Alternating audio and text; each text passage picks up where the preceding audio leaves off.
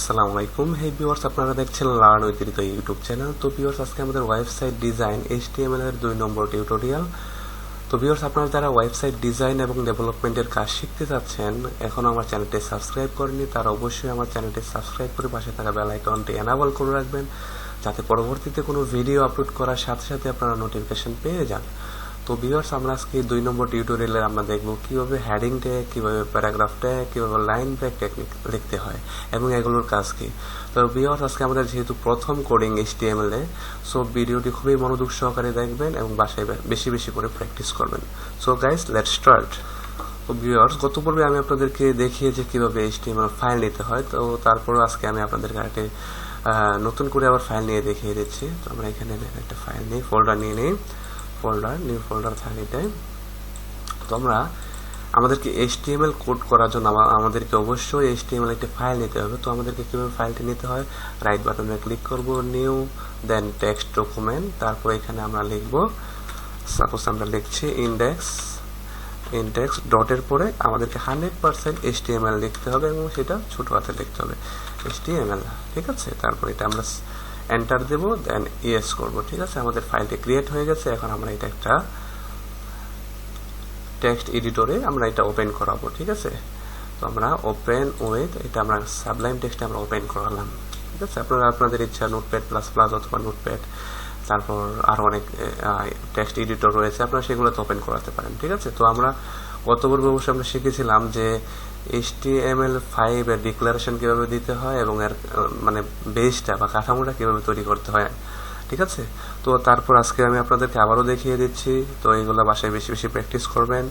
প্রথমে আমাদেরকে লিখতে হবে এক্সক্লামেটরি চিহ্ন দিতে হবে, তারপরে আমাদেরকে এক্সক্লামেটরি চিহ্নটা দিতে হবে, তারপর আমাদেরকে বড় হাতে লিখতে হবে ডক টাইপ, তারপর আমাদেরকে স্পেস দিতে হবে, ছোট হাতে লিখতে হবে আমাদেরকে HTML, তারপর সেটা ক্লোজ করে দেব, ঠিক আছে। এটা হচ্ছে HTML এর 5 এর ডিক্লারেশন, ঠিক আছে।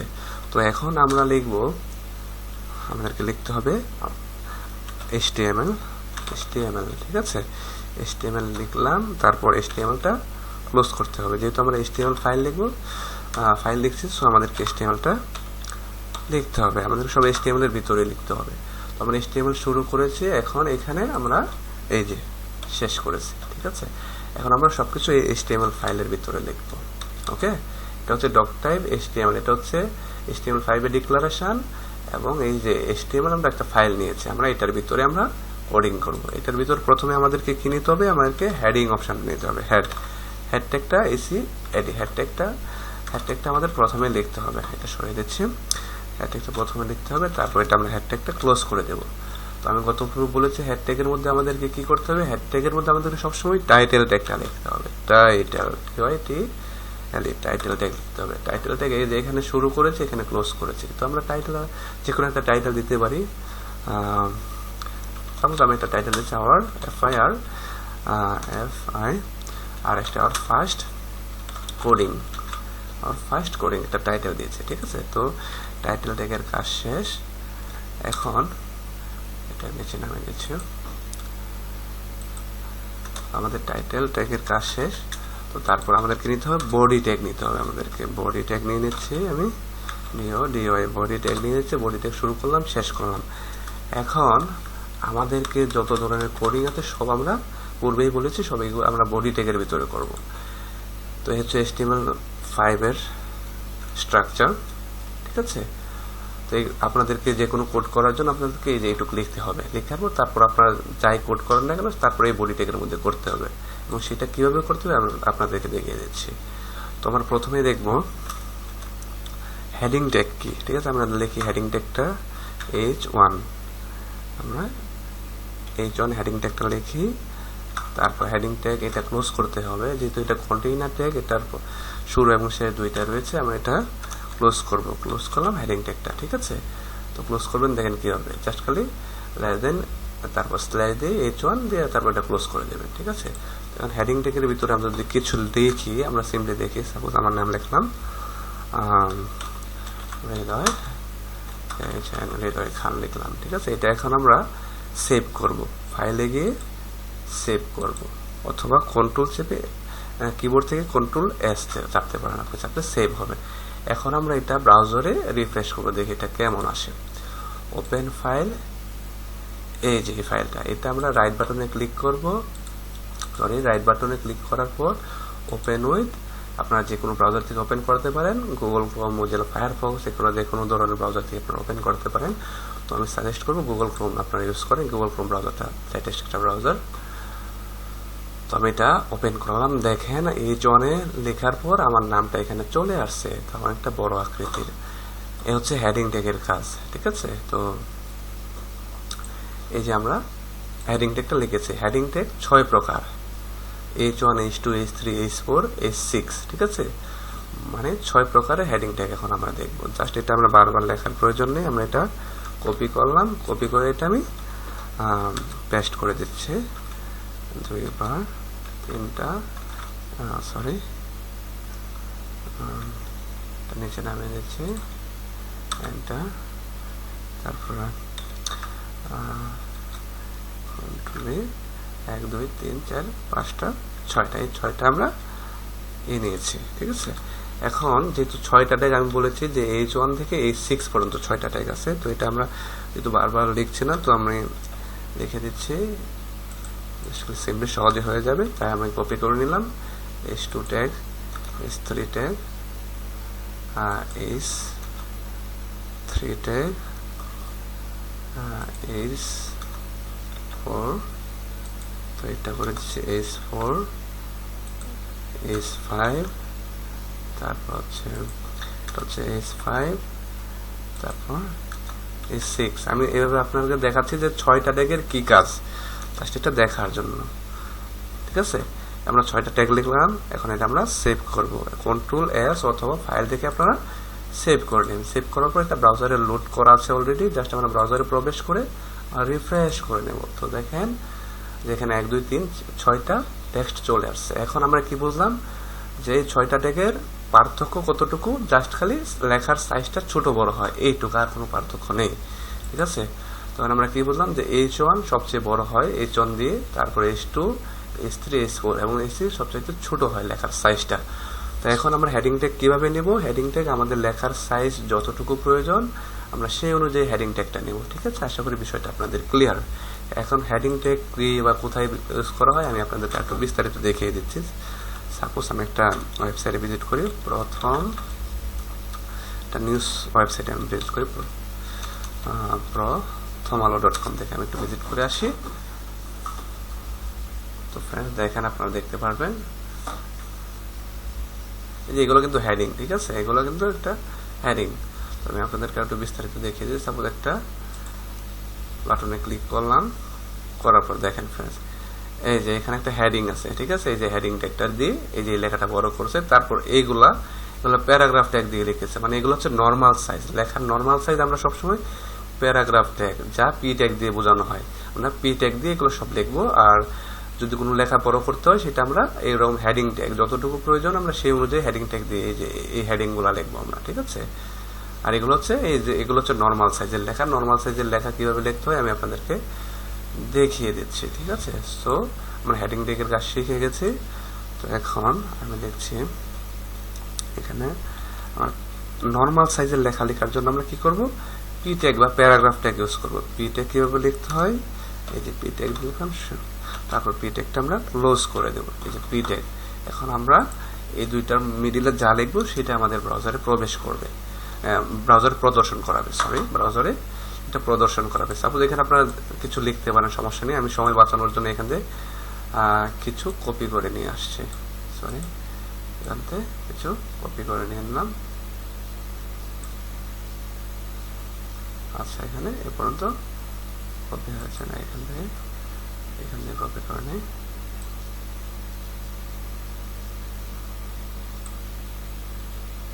আচ্ছা এটুকু আমি কপি করে কন্ট্রোল সি কপি করলাম, তারপর এটা আমি এখানে পেস্ট করে দিলাম, কন্ট্রোল ভি, এই দেখেন এখানে আমি পেস্ট করে দিলাম। এখন এটা আমি সেভ করি ব্রাউজারে, কন্ট্রোল এস সেভ করলাম ব্রাউজারে, এটা লোড করবো, দেখি এই দেখেন এখানে চলে আসছে। এগুলো হচ্ছে পি ট্যাগের কাজ। এখন আমি যদি এখানে একটা হেডিং দিই, এটার উপরে দিই কেমন দেখায়, ঠিক আছে। তো এই যে পি ট্যাগটা এখানে লিখেছি, আমি এটার উপর আরেকটা হেডিং দিই। তো হেডিংটা কিভাবে দেবেন আপনারা বুঝতে পারছেন আশা করি, কারণ আপনাদের যতটুকু সাইজ লাগবে লেখার সেই অনুযায়ী আপনার হেডিং নেবেন। সাপোজ আমি এখানে একটা হেডিং নিচ্ছি, H2 দিয়ে একটা হেডিং নিচ্ছি। এখানে লিখতেছি আমি corona corona virus corona virus. এখন এটা আমরা সেভ করি, সেভ করার পর ব্রাউজারে রিফ্রেশ করি। তো দেখেন এখানে করোনা, সরি এটা নামটা এটা ভুল আসছে, লেখাটা ভুল হয়েছে। এখানে আমাদের কি করতে হবে, করোনা লেখাটা ভুল হয়েছে, লেখাটা আবার লিখবো করোনা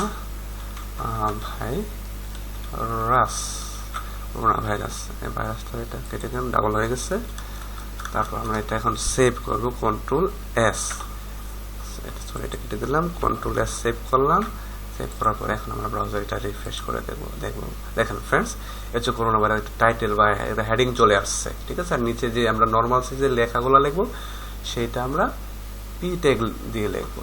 এখন আমরা শিখবো, আমরা দুইটা ট্যাগ অলরেডি শিখে গেলাম আমরা, যে এই হেডিংটা কিভাবে লিখতে হয় এবং পি ট্যাগ কিভাবে লিখতে হয়, এবং এগুলোর কাজকে অলরেডি আমরা দুইটা শিখে গেছি।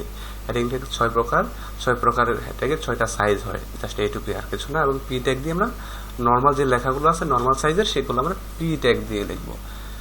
এখন আরেকটা জিনিস দেখেন, আমরা এখানে কিন্তু যে লেখার যে প্যারা অনুযায়ী লেখা আছে, ঠিক আছে, এই যে দেখেন এখানে প্যারা অনুযায়ী সাজানো আছে, কিন্তু এটা ব্রাউজারে কিন্তু আমাদেরকে এক লাইনে শো করিয়েছে, ঠিক আছে। তো এগুলো আমরা পরবর্তীতে আমরা এগুলো শিখে নেব কিভাবে এগুলো এরকম ফরম্যাটিং করতে হয়। তো আমি যদি ইচ্ছা করি এখানে একটা করে লাইন ব্রেক নিতে পারি। তো আমরা এখন আরেকটা শিখবো, আমরা আরেকটা ট্যাগ শিখবো, সেটা হচ্ছে আমরা বিআর ট্যাগটা শিখবো। যে বিআর ট্যাগ কি, সাপোজ আমি যদি এখানে বিআর ট্যাগটা ইউজ করে, দেখেন এটা হচ্ছে একটা ই ট্যাগ, এমটি ট্যাগ। এটা হচ্ছে কোনো স্টার্টিং বা ক্লোজিং তেমন কিছু নেই, এটা এক ট্যাগের মধ্যে সবকিছু, এক ট্যাগের মধ্যে স্টার্টিং এবং ক্লোজিং। যেখানে আমি সাপোজ যদি লিখি বিআর, তারপর সরি এটা বাংলা হয়ে গেছে, এটা আমি ইংলিশ করে নিলাম, বিআর, তারপর এটা আমি ক্লোজ করে দিলাম। তো দেখেন কি হয়, বিআর মানে হচ্ছে এটা লাইন ব্রেক, ঠিক আছে। লাইন ব্রেক কিভাবে নেবো আমরা, বিআর দিয়ে জাস্ট এইটুক দিলে যেখানে যেখানে আমাদের লাইন ব্রেক করার প্রয়োজন সেখানে সেখানে ব্রেক হবে। এখন আমরা এটা ব্রাউজারে সেভ করার পর ব্রাউজারে লোড দেওয়ার পর দেখবেন যে অফিস লেখার পর একটা লাইন ব্রেক হয়ে গেছে, ঠিক আছে। তো আমরা দেখি যে অফিসের পর একটা লাইন ব্রেক চলে আসবে, দেখেন আপনারা লক্ষ্য করেন, তো দেখেন এটা চলে আসছে। তো এইভাবে মূলত লাইন ব্রেকটা নেওয়া হয়। তো আবারও দেখিয়ে দিচ্ছি, আমি যদি এখানে একটা লাইন ব্রেক দিই, এখানে একটা লিখি ক্লোজিং দিয়ে, যদি লিখি আমরা বিআর ক্লোজিং, ঠিক আছে। এখন আমরা এটা কন্ট্রোল সেভ করলাম, সেভ করার পর ব্রাউজারে রিফ্রেশ করলাম, ঠিক আছে। এটা হয়নি, তো আমি আবারও দেখছি সেভ হয়নি, বিআর দিয়েছি, ফাইল সেভ, তারপর এখন আমরা এটা ব্রাউজারে রিফ্রেশ করব। তো আচ্ছা এটা কাজ করছে না, আমি দেখছি আবারও চেক করে। তখন তখন কপি করলাম, কপি করে আবার এখানে দিলাম বি, অথবা এখানে আরেকটা লাইন ব্রেক দিলাম আমরা। আপনাদের যেখানে প্রয়োজন, আপনারা যেভাবে ফরম্যাটিংটা করবেন আপনাদের প্রয়োজন অনুযায়ী আপনারা যেখানে যেখানে লাইন ব্রেক দিতে হয় সেখানে সেখানে আপনারা লাইন ব্রেক দিয়ে দেবেন, ঠিক আছে। কন্ট্রোল সেভ করলাম, তো এই দেখেন লাইন ব্রেক নিয়ে নিয়েছে, ঠিক আছে। এইভাবে আপনাদের যেখানে যেখানে লাইন ব্রেক প্রয়োজন আপনারা লাইন ব্রেক নিয়ে নেবেন। অথবা অনেক সময় দেখেন, আমি আর একটু বিষয় আমি ক্লিয়ার দেখিয়ে দিচ্ছি। সাপোজ আমি এটা তুলে দিলাম, তুলে দেওয়ার পর এখানে আমি পি দিয়ে লিখলাম, সাপোজ আমরা পি ট্যাগ দিয়ে লিখছি, আমরা ওই আর we are learning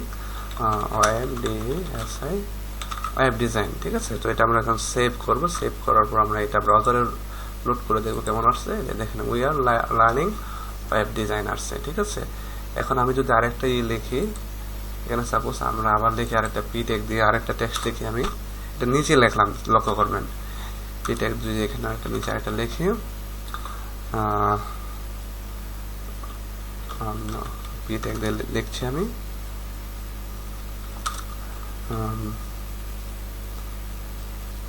সাপোজ আমরা যে কোনো একটা কিছু টেক্সট লিখি, সাপোজ আমার নামটাই লিখি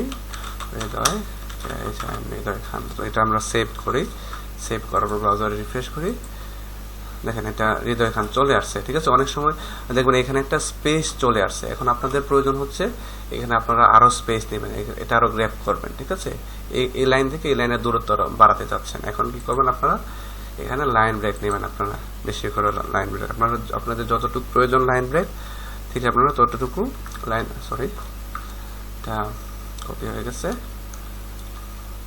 তো দেখেন আমি আপনাদেরকে দেখাচ্ছি। তো এখানে যদি আমি এখানে বেশি করে স্পেস নিলাম, সেভ করলাম, কিন্তু এটা ব্রাউজারে কিন্তু একটা স্পেসের বেশি নেবে না, যতটুকু আছে ততটুকু রয়ে যাবে, এখানে বেশি স্পেস নেবে না। সো আমাদেরকে এখানে স্পেস নেওয়ার জন্য আমাদেরকে লাইন ব্রেক ইউজ করতে হবে। ঠিক আছে, আমাদেরকে লাইন ব্রেক নিতে হবে। কিভাবে লাইন ব্রেক নিতে হয় দেখেন, সিম্পলি আমি দেখাচ্ছি। বিআর লিখে লাইন ব্রেক নিতে হয়, এটা আপনারা মুখস্থ করে রাখবেন না। ঠিক আছে, তো লাইন ব্রেক আরো বেশি করে নিয়ে নিচ্ছি আমি, তাহলে আপনারা যাতে বুঝতে পারেন। কন্ট্রোল সি কপি করলাম, পেস্ট করলাম, 3টা লাইন ব্রেক দিলাম। ঠিক আছে, তো এখন এটা আমরা সেভ করব, সেভ করার পর এখন আমরা এটা ব্রাউজারে রিফ্রেশ করব। তো দেখেন এখানে একটা গ্যাপ হয়ে গেছে। ঠিক আছে, জাস্ট এটা আপনাদেরকে বোঝানোর জন্য আমি দেখালাম। তো এগুলো লাইন ব্রেক, এগুলো পি ট্যাগ, হেডিং ট্যাগ, এগুলো আপনাদের প্রয়োজন অনুযায়ী যতটুকু লাগে ততটুকু ইউজ করবেন। সো আজকে মূলত আলোচনা হয়েছে আমাদের 3টা ট্যাগ নিয়ে, হেডিং ট্যাগ, প্যারাগ্রাফ ট্যাগ মানে পি ট্যাগ, এবং লাইন ব্রেক মানে বিআর ট্যাগ। এই 3টা ট্যাগ নিয়ে বাসায় বেশি বেশি করে প্র্যাকটিস করবেন এবং ট্যাগগুলো মুখস্থ করে রাখবেন যে কোন ট্যাগ দিয়ে কি কাজ করা হয়। Heading tag, H1 tag, H2 tag, tag এক একটা ট্যাগের এক একটা সাইজ হয়। ঠিক আছে, এগুলো আপনারা মুখস্থ করতে হবে আপনাদের। এবং পি ট্যাগ দিয়ে নর্মাল সাইজের লেখা লিখতে হয়। ঠিক আছে, এগুলো আমি আবার করে দিচ্ছি। এবং বিআর ট্যাগ দিয়ে আমরা লাইন ব্রেক নিতে পারি। এই 3টা ট্যাগ নিয়ে আপনারা বাসায় বেশি বেশি করে প্র্যাকটিস করেন। আজকের আপনাদের কাজ হচ্ছে এইটুকুই। ঠিক আছে, সবাই ভালো থাকবেন, সুস্থ থাকবেন। আর ভিডিওটি ভালো লাগলে অবশ্যই লাইক এবং শেয়ার দিতে বলবেন না। ঠিক আছে, সবাই ভালো থাকবেন, সুস্থ থাকবেন, আল্লাহ হাফেজ।